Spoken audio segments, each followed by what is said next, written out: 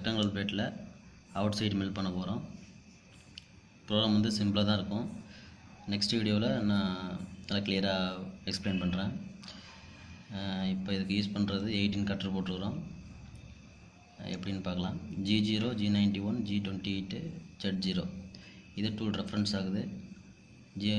T1 M06 tool change. அடுத்தது G0, G90, G54 X-12 Y-12 M03 S2000 G43 H1 Z50 M08 G43 tool length combination height offset 1 Z50 M08 Z1 ரேப்பிட்டில் வரும். பீஸ்லேருந்து ஒரு 1 மேலே நிற்கும்.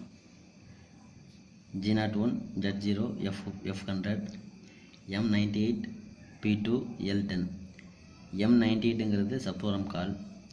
இது program number 2 10 pass.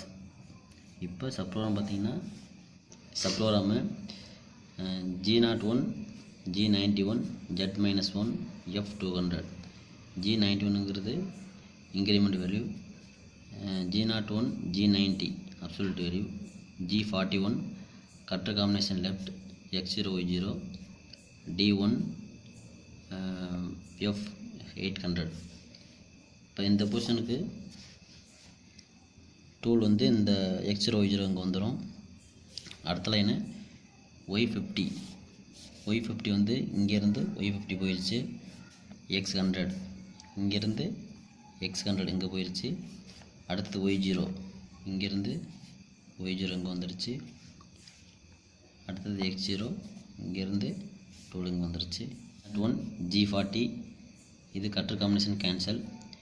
X-12 Y-12 F1200 இது வந்து பழையபடி பொசிஷனுக்கு வந்துடும்.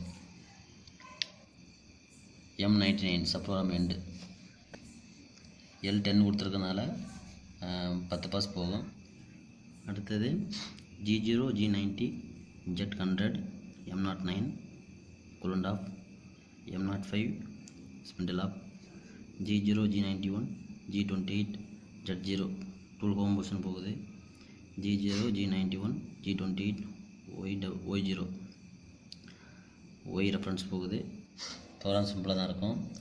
நெக்ஸ்ட் வீடியோ நல்லா எக்ஸ்பிளைன் பண்ணுறேன்.